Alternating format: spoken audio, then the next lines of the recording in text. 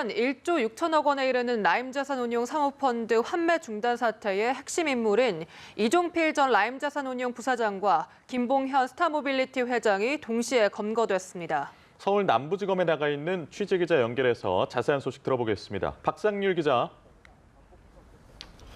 네, 이번 사건을 조사 중인 서울 남부지검에 나와 있습니다. 말씀하신 대로 현재까지 확인된 피해액만 총 1조 6천억 원, 라임 자산운용 사모펀드 환매 중단 사건의 핵심 피의자들이 도피 5개월 만에 검거됐습니다. 경기 남부경찰청은 어제 오후 9시쯤 서울 성북구 거리에서 김봉현 전 스타모빌리티 회장을 체포했습니다. 그리고 인근 단독주택에 숨어있던 이종필 전 라임자산운용 부사장의 신병도 확보했습니다. 경찰 관계자는 그동안 김 전 회장에 대한 추적을 벌였고 첩보를 입수해 체포에 성공했다고 설명했습니다. 스타모빌리티의 실소유주 김봉현 전 회장은 돈줄 역할을 했고 이 전 부사장은 라임펀드를 기획하고 운용하는 역할을 맡았습니다. 두 사람은 함께 도피 중이었던 것으로 파악됐습니다. 네, 두 사람이 받고 있는 혐의 다시 한번 정리해 주시죠.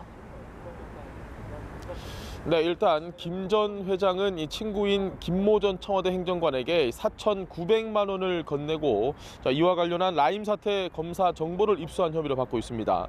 금감원 출신의 김 전 행정관은 이번 사건과 관련해 공무상 비밀 누설 등의 혐의로 구속된 상태입니다.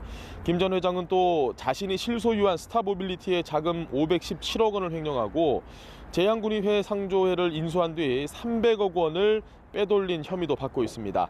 아울러 버스회사 수원역에서 161억 원 규모의 횡령 사건을 주도한 혐의로 지난해 12월 구속영장이 청구됐죠. 하지만 영장실질심사에 출석하지 않고 잠적했습니다. 이 전 부사장 역시 코스닥 상장사 리드경영진의 800억 원대 횡령 혐의에 연루된 것으로 드러나 구속영장이 청구됐지만 영장심사에 나오지 않고 지난해 11월 도주했습니다.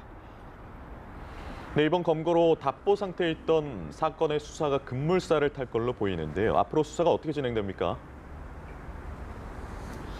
네, 경찰은 곧바로 이종필 전 부사장의 신병을 서울 남부지검으로 인계했습니다. 그리고 김봉현 전 회장은 우선 경기 남부경찰청에서 수사를 받게 됩니다. 김 전 회장이 수원역의 횡령 혐의로 경찰 조사를 받고 있기 때문에 해당 조사를 마치고 검찰에 송치할 예정입니다. 서울 남부지검은 김 전 회장의 신병을 넘겨받아 라임 사태에 대한 수사를 이어갈 방침입니다. 두 사람이 체포되면서 답보 상태에 있던 라임 사태 수사가 급물살을 탈 것으로 전망됩니다. 특히 이번 사건을 무마하기 위한 정관계 로비 의혹에 대한 수사에도 속도가 붙을 전망입니다.